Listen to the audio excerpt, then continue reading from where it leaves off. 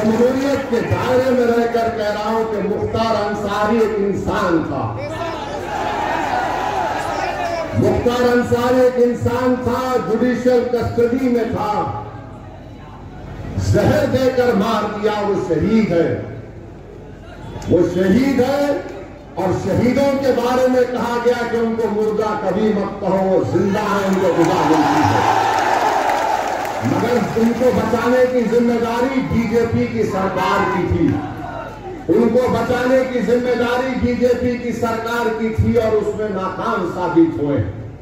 जिम्मेदारी उनकी है। याद रखो, इख्तिदार किसी के पास नहीं रहता मेरे भाई।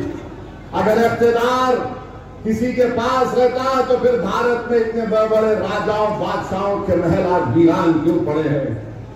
वो पूरे महल वीरान पड़े हैं, खंडर में तब्दील हो गए। कोई उनकी तरफ नजर उठाकर नहीं देखता। कुदरत ये बता रही है कि देखो, ये किसी वक्त में ये खंडर बड़ी आलीशान इमारत थी, मगर इख्तिदार किसी के पास रहने वाला नहीं है। इख्तिदार सबके पास से जाएगा और जो जुल्म करेगा कुदरत उससे बहुत जल्दी इख्तिदार छीन लेती है, उसको रुसवा करती है इंशाअल्लाह ताला।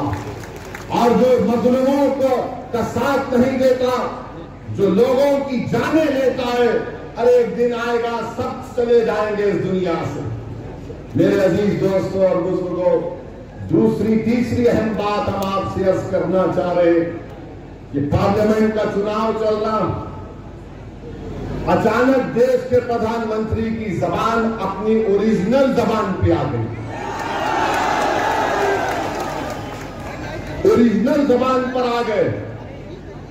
बेवकूफ बना रहे थे सारी दुनिया को और भारत के गरीबों को।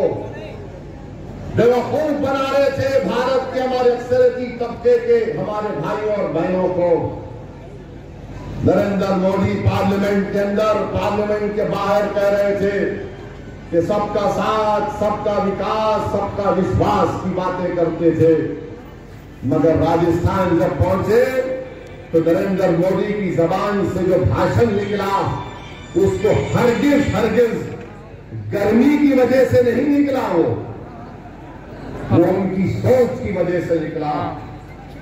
जो वो सोचते हैं वो उनकी जबान पर आ ही गया। 2002 से नरेंद्र मोदी जो भाषण दे रहे हैं, हम 2024 तक आ गए। नरेंद्र मोदी मोदी की गारंटी की बात करते हैं।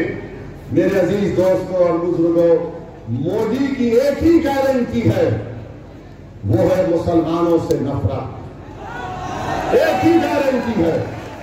मोदी की दूसरी गारंटी है कि मैं भारत के संविधान को बदलूंगा, क्योंकि जो संविधान बाबा साहब अम्बेडकर ने बनाया, मोदी उसको बदलना चाहते हैं। मोदी की दूसरी गारंटी, तीसरी गारंटी यह है कि ओबीसी समाज से, दलित समाज से आरक्षण को खत्म करके रख दिया जाए।